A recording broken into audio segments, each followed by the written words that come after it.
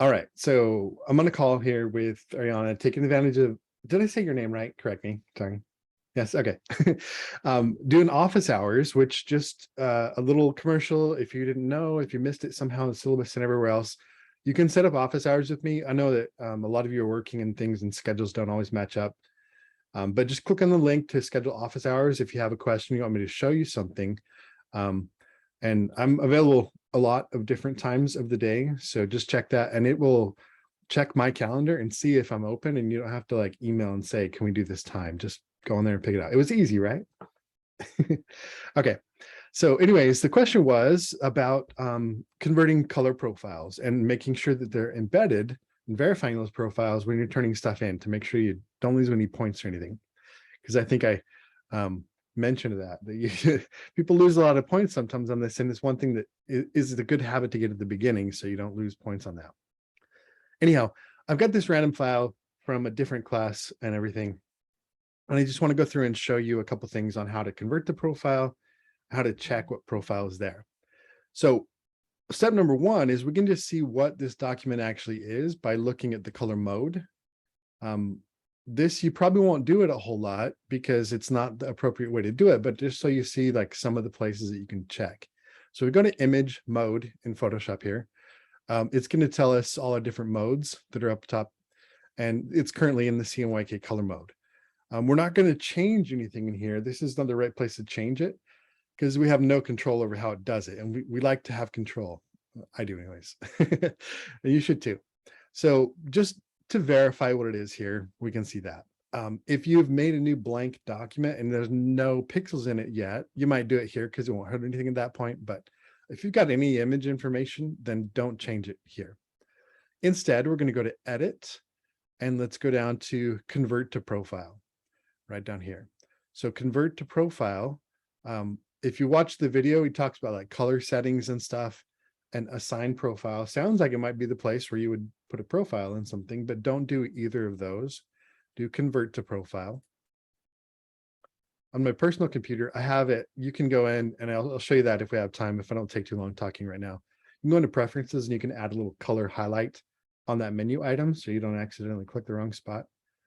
But anyhow, up here, it's going to show us what our current space is. That's the source space, which means that this is in the Grackle 2006 color space.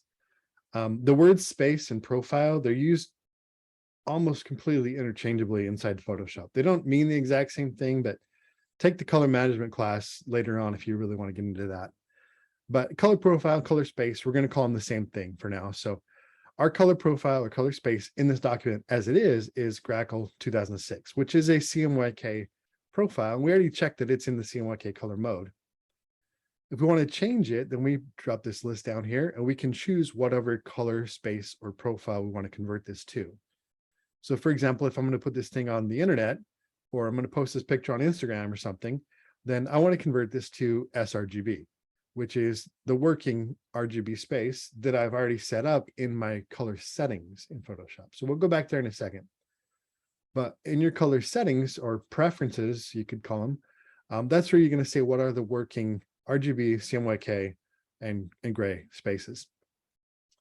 sRGB is standard RGB. It's the simple one. It's the most uniform version of an RGB space.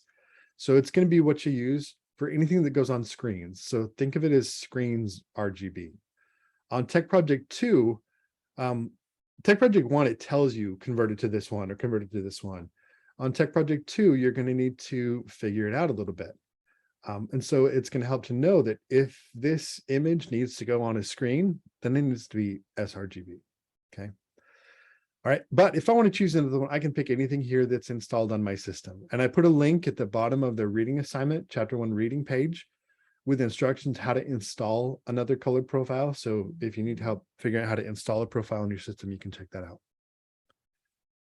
Just a quick note on a couple of these other ones. One thing that will help to be aware is for printing. A lot of people that have taken any kind of design class or had some experience with graphic design automatically go to thinking if it's print, it's got to be CMYK. That's not necessarily true. There's a whole lot of printing that happens that's not done in a commercial print facility. If I'm going to print a photo at Walgreens or Costco or something like that, it's definitely not going to be CMYK. They want you to give them an sRGB file, which may seem counterintuitive because like us snooty, snobby graphic design people think that sRGB is trash. It's just small. It's not any good. It's perfectly acceptable for a print. In fact, any kind of retail or consumer printing, your best results are going to come from sRGB because that print equipment, it's optimized to handle digital files that come from people who are not graphic designers. If my grandma is going to print something at Walgreens, a little thing from off her phone, she's not going to convert it to CMYK first, I promise you. So sRGB is good for a lot of things, but if you're going to be doing commercial printing, then that's where you're going to want to be looking at CMYK. Tech Project 2, this is your little help with that, kind of looking ahead. Which profile you use when it's CMYK, it really just depends. The key thing with commercial printing is that you communicate with the print facility.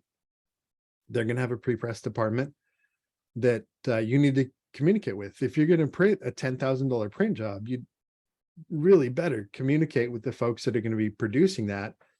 And they'll tell you, hey, we want this to be swap right here. We want it to be FOGRA. We want it to be newsprint, whatever it is. You need to communicate with them. And chances are they might have their own custom profile for their own particular equipment. And they'll send you that little ICC profile and you'll install that on your computer and you can preview it. Or they'll say, don't convert it at all. Give us the Adobe RGB version and we'll convert it before we print it. So if it's commercial print, it's all about communication. You need to find out. If it's commercial print, but you just don't know, or they're like, we don't care, we don't know, that's kind of the only time you would just randomly pick swap.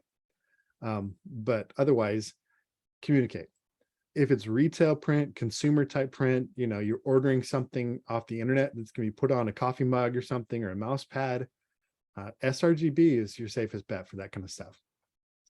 All right, so that was a long time saying, pick this list, click on the one you want and hit OK. That's going to be how you actually convert the profile. Before I do though, I want to point out a couple things. Up here at the top in the little tab for the open file, it's going to say some information up here. Sometimes it'll say what bit depth it is, 8-bit, for example. Down at the bottom, and it'll say, a lot of times it'll say if it's RGB up here too. This particular file name, this is confusing. It says RGB in the file name because that's what they named their file. And we already saw this is a CMYK file, so it's wrong. But anyway, down below, there's a little info tab on the bottom left of the screen. Let me go ahead and hit OK and convert this. Take a look right now. It says Grackle 2006 down there. When I hit OK, yes, that's okay for this. It's going to change and it'll say sRGB. It might be really small to see that on my screen. I have a bigger screen, tiny little pop out there. If yours doesn't show what profile it is, click the little arrow next to it and you can choose document profile. And then anytime you have a profile in this document, it's going to show it down here. So that's how you convert your profile while you're working in Photoshop. And the reason that you might want to do that is because you want to be able to have some control over that and see the changes potentially that are happening. Let me hit undo. I'm going to undo this. And now we're back in CMYK. Again, it's in Grackle. And if I go back to edit, convert to profile, there's a preview here. So I'm going to turn that on and off. And we're not going to see any difference because our CMYK space is a small color space. Like there's only a certain limited number of colors that you can make using ink on paper. But the pixels on a screen, you can make a whole lot more vibrant, bright, saturated colors. And so CMYK spaces are a lot smaller, they're less contrasty, they're less bright, they're less colorful. So when I convert from this CMYK space to an sRGB space, it doesn't show any difference when I turn the preview on and off. But if we went the other way around, if we had a really bright, colorful photo, and we convert that to CMYK, then you'll see it. It'll get muddier, it'll get lower contrast, it'll get less saturated. So you want to be able to turn that preview on and see how bad's the damage when I convert this. Is it going to look bad when it prints? Do I need to make some other changes? And we'll get into some more color proofing later on in here. But for now, just know that that's how you convert the profile. So we'll convert it, hit OK. And we'll flatten it, because again, it doesn't matter with this particular image. We'll talk about flattening in a second too. But that's number one way. Convert it while you're in the file, so you see what's happening and you have some control over it. Number two way is just do your work, and when you get done, you're going to export this thing out. You need to get it out of Photoshop. I have a PSD that, until I find it, it had some layers in it. We might want to export that as a JPEG. We might want to export it as something else. So I'm going to go into export as, and just point out a couple of things here to really watch for. You just want to get in the habit of double checking this, because if it's unchecked, it's going to miss it and we'll lose you some points, and it's really easy to miss. So watch for these boxes. Under this little tab here, it says color space. There's a check mark that says convert to sRGB and embed color profile. So to play it safe, whenever we're doing export, it's going to be for screens. Like they could just append export as for screens, because the export dialog is made for exporting things for screens.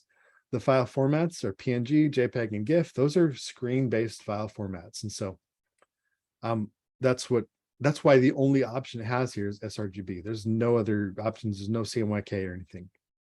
If I uncheck this, it's going to embed whatever color profile is in the document right now, which in this case, we already converted it back in Photoshop proper.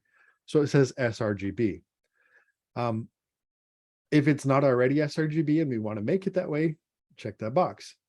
If it's, let's say, Adobe RGB and we want to leave it that way, uncheck that box and make sure that embed color profile is always on. So no matter what you're doing, say embed color profile.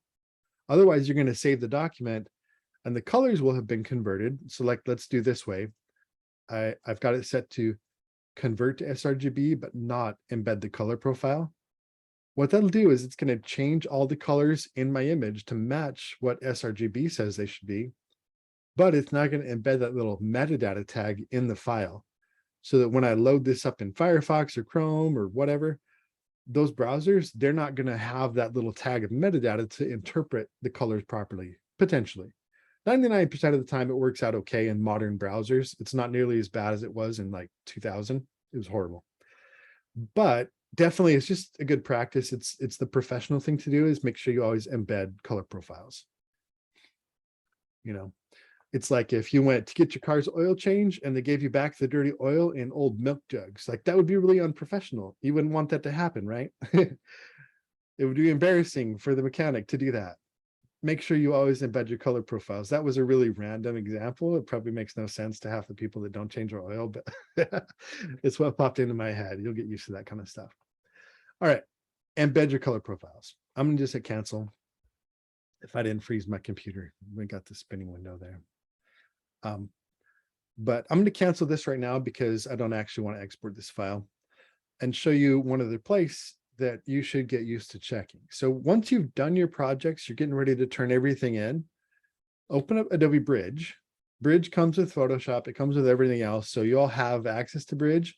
You may not have installed it yet. If not, go into the Creative Cloud app and make sure you install and update Adobe Bridge. It's just a file browser, but it's made to handle all of the type of files that we use in creative fields. So use Bridge. It's going to make life a lot easier. So you'll navigate in the folders here. It's got different workspaces, so you can use essentials, libraries, whatever. I'm on the film strip one in case you want to follow along. I've got my folders here, so it'll just show all the folders on my hard drive. And we've got a film strip down at the bottom where I can just sort through different things. And I think I froze again because nothing's moving. But you can see my mouse moving around at least.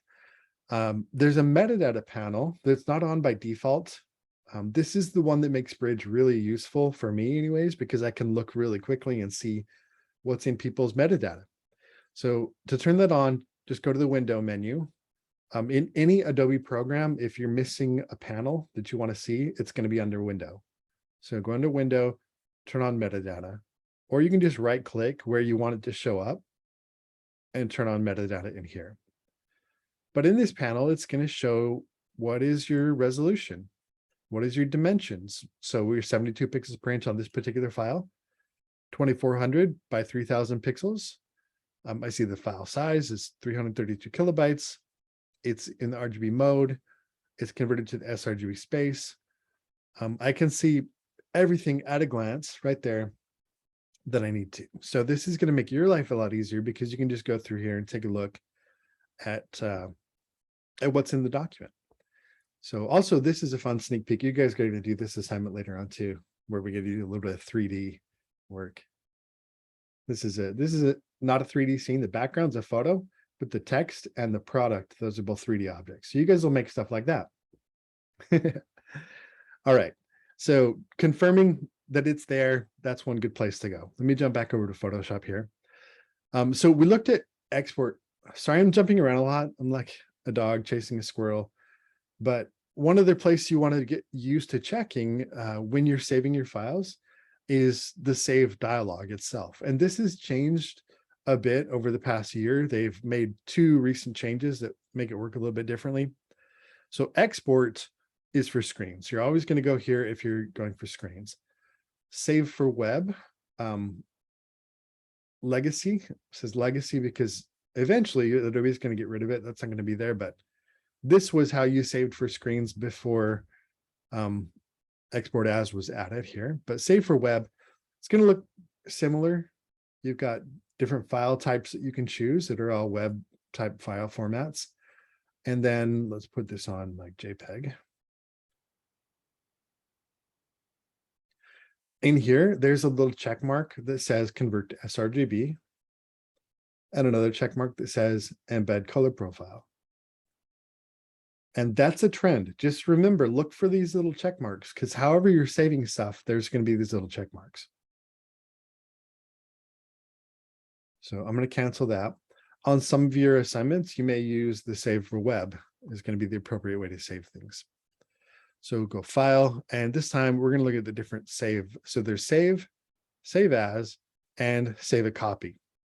And I don't know why Adobe decided to split this up into different things, but if we go to save as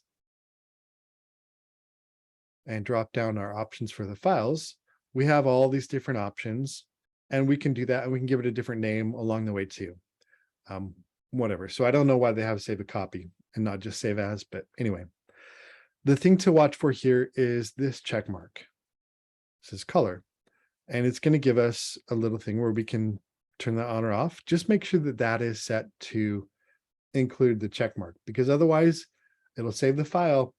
The pixels will all have the colors of sRGB, but the metadata is not going to be part of your document. And so when I look at this in Bridge, when I open it in Photoshop, or in the real world, when you send that device to a printer, to a device with a screen that needs to interpret the color, it's not going to have that information that it needs. So always make sure that's checked to include the correct color profile. All right. You may see when you go to save, it might look like this, save to cloud and saving to the Creative Cloud. We're not going to get into that too much, I don't think, this semester. So if you're like, why doesn't mine look like yours? Just click on your computer. And it may give you occasionally like they have like this nag screen that pops up sometimes. It says, are you sure? And yeah, it gets old, but just say, yes, I'm sure. I want to save it on my computer. So make sure that box is checked. From here, you can also say save a copy. There's a button that says save a copy, which ironically looks exactly like the other one, right? But it gives us this, all these options for how we want to save it. Again, just make sure that we're checking the box. It says save it with this color profile. It can get confusing because there's another check mark here for color that may or may not be grayed out depending on what type of file you have and stuff. The one we want to check is the one that has the profile that you need for the assignment. All right, so we'll cancel that. If we just go file save, then it's going to save it as whatever file format it currently is, which in this case, it's a PSD. And if you're working with a PSD, PSDs are going to remember everything you've done in it. You're going to have your layers intact and everything, and it's going to keep whatever color profile you have. So if you're just saving, you don't need to worry about it at all. It's when you're saving as, or saving a copy, or exporting, or save for web. So all those, make sure you're looking for the check marks to include it. What else? I think that's there's other things to do with color profiles, but I think that's good enough for now to not get you buried too deep. Um, I think what else was I going to show? There was something else I was going to show if I had time. Do you remember? I'm not sure. Okay, Color profiles is definitely what I was asking about. that was the main Um, question. Yeah. yeah. All right. Well, I'm going to stop recording then. Thanks for sticking around this long. Anybody that's watching the recording.